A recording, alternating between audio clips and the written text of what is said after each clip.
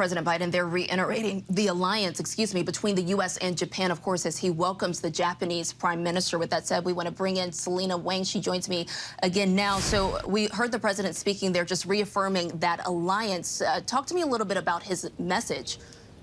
Yeah, Morgan, it's all about the historic nature of the alliance and how this is really stepping into a new phase of the U.S.-Japanese alliance as they are dealing with these threats, not just from China, but also from Russia and North Korea. So all of that is bringing these countries closer together than ever. And senior officials, they tell me that President Biden and Prime Minister Kishida, they've met nearly a dozen times. They have this very close and personal working relationship, but they're both well aware of what could happen in November and the anxieties that brings. So both of them want to work together and future-proof that relationship. I think it's also important to mention that the president here, despite the ongoing wars in Ukraine and the Middle East, he has maintained a focus on the Asia-Pacific region, including strengthening ties with the AUKUS countries, Australia, the UK, as well as Japan, and also upgrading relations with Vietnam. So this focus on deterrence of China, this is something the administration is still very much focused on.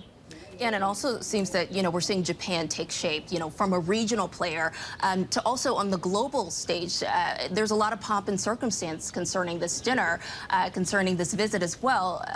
Talk us through what we can expect for the day. It's a state dinner. So what's on the menu tonight? Well, there is indeed a lot of pomp and circumstance and some glitz and glamour as well. These state dinners, they are meticulously planned, and the First Lady gave a little bit of a preview of it last night. And let me just tell you a little bit of what's on the menu. So there's house-cured salmon, dry-aged ribeye steak, salted caramel pistachio cake with matcha ganache. Paul Simon will be performing. There's also a variety of wines.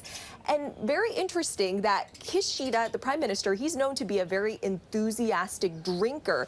And when he served as foreign minister, he reportedly competed with the Russian foreign minister to see how much vodka both of them could drink, but still keep their diplomatic conversations going. So it should be a very lively and interesting event.